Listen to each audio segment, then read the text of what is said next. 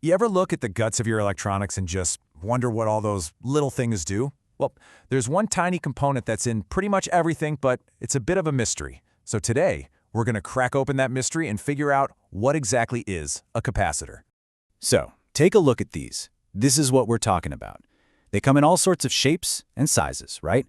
But these little guys are absolute power players in, well, everything. Your phone, your computer, even your car. So, what's their big secret? What do they actually do? Well, it all comes down to one word: energy.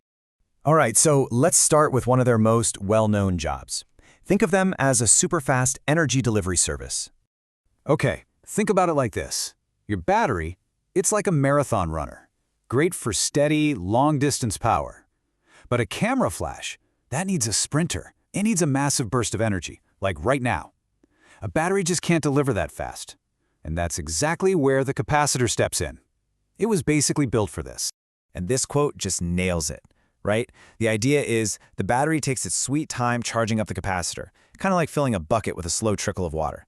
But here's the magic trick. Once that bucket is full, the capacitor can dump all of that energy out in one massive, instantaneous splash.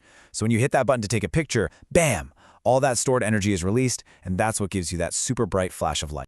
So how does it pull off this little magic trick? Well, to get that, we've got to look under the hood of the component itself. We need to talk about this thing called capacitance. Believe it or not, at its heart, a capacitor is ridiculously simple. All it is two conductive plates that are kept apart from each other. They can't touch.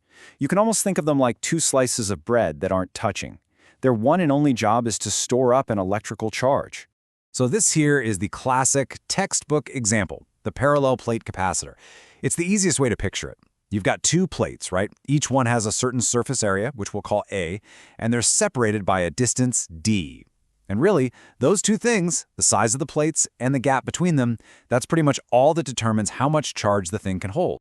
And that how much, that storage ability, that's what we call capacitance. We use the letter C for it. You can think of it as the size of our energy bucket. A bigger capacitance just means you have a bigger bucket, so it can hold more charge for the same amount of electrical push. And that push, by the way, is what we call voltage. Okay, so this little equation, Q equals CV, is the key to the whole thing. It looks simple, and it is. Q is just the amount of charge you're storing. C is the capacitance, the size of your bucket, remember? And V is the voltage, the pressure you're using to fill it. So it makes perfect sense, right?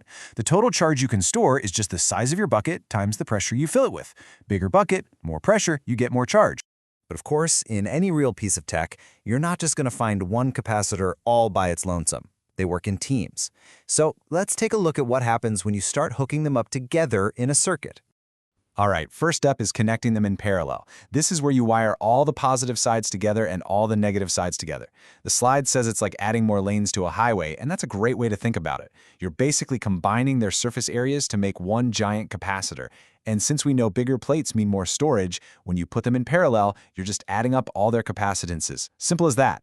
Now, the other way to do it is to wire them up in series, so one after the other like links in a chain. And as you can probably guess, this setup behaves completely differently. Okay, so let's break down the big differences here. In parallel, the key thing to remember is that the voltage is the same across all of them. And the total capacitance, you just add them up. C1 plus C2 plus C3. Easy. The little memory trick is par V. In parallel, voltage is the same.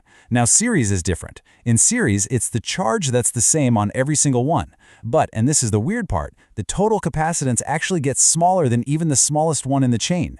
The mnemonic for that is series Q. In series, Q, or charge, is the same.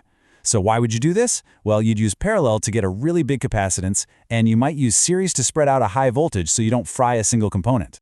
All right, now we get to the capacitor's real superpower, because it's not just about holding a charge, it's about storing actual, usable energy.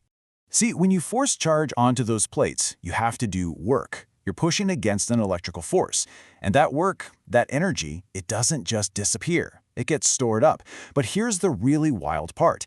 The energy isn't actually in the metal plates. It's stored in the invisible electric field that builds up in the empty space between the plates. The energy is in the gap. And this formula tells us exactly how much energy we're talking about. The stored energy, U, is 1/2 times the capacitance, C, times the voltage, V, squared. And that squared part is huge. It means if you double the voltage, you don't get double the energy, you get 4 times the energy. That's a massive difference. So when you hit that camera button, this is the potential energy that suddenly becomes the kinetic energy of that flash. Okay, let's zoom out for a second. Once you really get what this little component does, it kind of unlocks a new way of seeing how energy works all around you, not just in our gadgets, but in the natural world too. I mean, we've been using the camera flash as our main example, but this whole idea of storing energy up slowly and releasing it in a flash, it's everywhere. It's the whole principle behind a defibrillator, delivering that life-saving shock. It's what's happening in your computer's memory, where billions of tiny capacitors are holding the ones and zeros that make everything work. They're in your phone charger, smoothing out the power, and they even help you tune into your favorite radio station. And get this is my favorite part. The Earth itself is a capacitor. Seriously, think about it. You've got the ground as one plate, a big thundercloud as the other plate, and all the air in between is the gap. As the storm builds, charge separates, and a huge amount of potential energy gets stored in that atmospheric electric field. And what happens when it discharges? You get lightning. The entire planet is a giant spherical capacitor. So you see, the capacitor isn't just some random part in your phone. It's a fundamental concept for how energy can be stored and released. It's this tiny little powerhouse that holds its energy in a completely invisible field. So the real question is, now that you know the secret, now that you know what to look for, where else are you going to spot these invisible powerhouses at work?